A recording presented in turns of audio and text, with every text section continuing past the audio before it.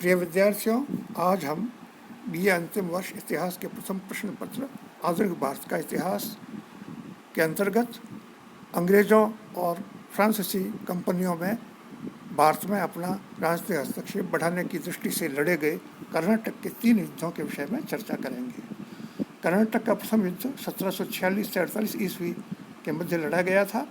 भारत में French east India company के उपनिवेश की स्थापना के उद्देश्य से डुप्ले के नेतृत्व में 1746 ईस्वी में पहली बार एक भारतीय फ्रेंच सेना बनाई गई। इस फ्रेंच सेना ने ईस्ट इंडिया कंपनी से 3 युद्ध किए, जिन्हें कर्नाटक के युद्ध कहते हैं। प्रथम कर्नाटक युद्ध के 3 कारण थे।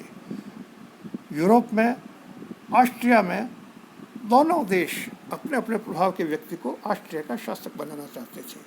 दूसरा, अंग्रेजों और फ्रांसीसियों में अमेरिका में औपनिवेशिक विस्तार के लिए संघर्ष चल रहा था। तीसरा, दोनों ही कंपनियां में भारत में व्यापारिक स्वामित्व प्राप्त करना चाहती थी। इन तीनों कारणों के रहते संभव नहीं था कि भारत में अंग्रेजी तथा फ्रेंच कंपनियों के बीच युद्ध न हो। इसलिए अंग्रेजों और फ्रांसीसियों ने अपने अपने देशों के सरकारों से अनुमति लेकर एक दूसरे के विरुद्ध भारत में भी युद्ध छेड़ दिया। अंग्रेज सेनापति बार्नेट ने कुछ फ्रांसीसी जहाज़ों को पकड़ लिया। इस पर डुप्ले ने मॉरिशस में फ्रांसीसी गवर्नर ला बोurdonnaye से सहायता मांगी। ला बोurdonnaye ने 3000 सैनिक लेकर भारत में आगमन किया। उसने अंग्रेज सेना को हराकर 21 दिसंबर 1746 को मद्रास पर अधिकार कर लिया। क्लाइव भी पकड़ा गया। ला बोurdonnaye को मद्रास पर अधिकार बनाए रखने में कोई रुचि नहीं थी, इसलिए अंग्रेज से बड़ी धनराशि लेकर मॉरिशस लौट गया, जबकि डुप्ले चाहता था कि मद्रास पर अंग्रेजों का ही अधिकार रहे। इसलिए डुप्ले ने मद्रास पर पुनः आक्रमण किया तथा मद्रास पर पुनः अधिकार कर लिया। उधर अंग्रेजों ने पांडिचेरी पर आक्रमण करके उस पर अधिकार करने का विफल प्रयास किया। उन्हीं दिनों कर्नाटक के नवाब अनवरुद्दीन ने अपनी बस्तियों की सुरक्षा के लिए अंग्रेजों से सहायता मांगी तथा फ्रांस के विरुद्ध सेना भेजी, जिसमें लगभग 10,000 सैनिक थे। फ्रांस की ओर से कैप्टन पैराडाइज ने नवाब की सेना का सामना किया। पैराडाइज के पास केवल 230 फ्रांसीसी सैनिक और यूरोपीय ढंग से प्रशिक्षित 700 भारतीय सैनिक थे। यह लड़ाई सेंट टोबे की लड़ाई कहलाती है, जो अडयार नदी के किनारे स्थित है। इस युद्ध में नवाब की सेना परास्त हो गई। फ्रांसीसियों द्वारा किसी मुगल प्रधानमंत्री के विरुद्ध युद्ध में लड़ी गई यह पहली लड़ाई थी। इस लड़ाई ने मुगलों तथा उनके सूबेदारों के अजय होने का मिथक तोड़ दिया। 1748 ईस्वी में यूरोप में फ्रांस तथा इंग्लैंड के बीच संधि हो जाने पर भारत में फिर दोनों कंपनियों के बीच युद्ध समाप्त हो गया। दोनों ने एक दूसरे के प्रदेश और बंदी लौटा दिए। मद्रास फिर से अंग्रेजों को मिल गया। इस युद्ध के बाद फ्रांसीसी कंपनी दक्षिण में दूसरी बड़ी शक्ति के रूप में उभर कर सामने आई।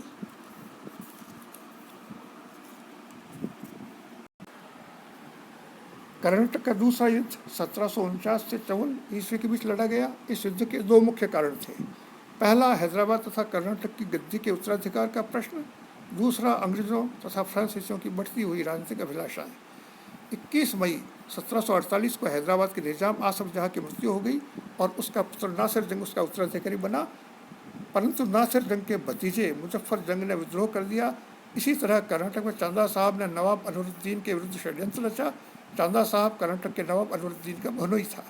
डुप्ले ने हैदराबाद में मुजफ्फर जंग से और कर्नाटक में चांदा साहब से गुप्त संधि कर ली। अंग्रेज भी नासिर जंग और मोहम्मद अली के साथ मिलकर षड्यंत्र करते आ रहे थे। फ्रांसीसियों ने चांदा साहब को कर्नाटक का नवाब बना दिया, परंतु अंग्रेज मोहम्मद अली को नवाब बनाना चाहते थे। इसलिए उन्होंने क्लाइव को एक छोटी सेना देकर आरकाट भेजा, जहां दोनों पक्षों के बीच युद्ध हुआ। इस युद्ध में फ्रांस सेना परास्त हो गई। डुप्ले को फ्रांस बुला लिया गया और गोडेहू को फ्रेंच इंडिया कंपनी का गवर्नर बनाकर भेजा गया। मोहम्मद अली कर्नाटक का नवाब बन गया। इस प्रकार कर्नाटक में अंग्रेजों का दबदबा स्थापित हो गया। किंतु हैदराबाद के निजाम ने फ्रांसीसियों को राजस्व वसूली के अधिकार दे दिए। इस ढंग से फ्रांसीसी अपनी सेना को बनाए रख सके और हैदराबाद में उनका दबदबा बना रहा। कर्नाटक के द्वितीय युद्ध में मिली असफलता के लिए फ्रांस की सरकार ने मॉरिशस के गवर्नर ला बोurdonnaye को जिम्मेदार ठहराया तथा उसे जेल में डाल दिया। कुछ वर्षों की शांति के उपरांत कर्नाटक का तीसरा युद्ध आरंभ हो गया, जो 1756 से 1763 ईस्वी तक लड़ा गया।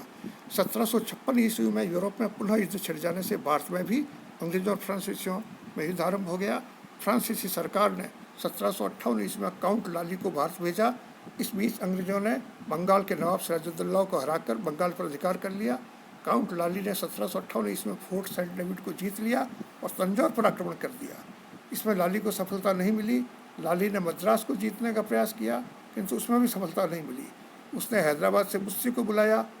ब्रिटिश अधिकारी पोकॉक के नेतृत्व में फ्रांस की सेना को कई स्थानों पर हराया गया। कर्नाटक में भी फ्रांसीसियों की हार हो गई। अंग्रेज़ों ने हैदराबाद के निजाम से मछलीपट्टनम और उत्तरी सरकार के जिले छीन लिए। जनवरी 1760 में ब्रिटिश सेनापति आयरकूट ने वांडीवाश नामक स्थान पर फ्रांसीसी सेना को परास्त करके बुस्सी को बंदी बना लिया। जनवरी 1760 ईस्वी में फ्रेंच सेना पांडिचेरी लौट गई। अंग्रेज़ों ने पांडिचेरी पर भी घेरा डाला तथा 8 माह बाद उस पर अधिकार कर लिया। फ्रांसीसियों के माही क्षेत्र पर भी अंग्रेज़ों का प्रभुत्व हो गया। इस प्रकार लगभग समस्त भारतीय फ्रेंच उपनिवेश फ्रांसीसियों के हाथ से निकलकर अंग्रेज़ों के पास चले गए। 1763 ईस्वी में यूरोप में अंग्रेज़ों फ्रांसीसियों के बीच सप्तवर्षीय युद्ध समाप्त होने पर यद्यपि फ्रांसीसियों को उनके उपनिवेश तो वापस मिल गए, किंतु उनकी राजनीतिक गतिविधियाँ समाप्त हो गईं। इसी बीच बंगाल में प्लासी और बक्सर के युद्धों के बाद अंग्रेज़ों ने बंगाल पर नियंत्रण स्थापित कर लिया।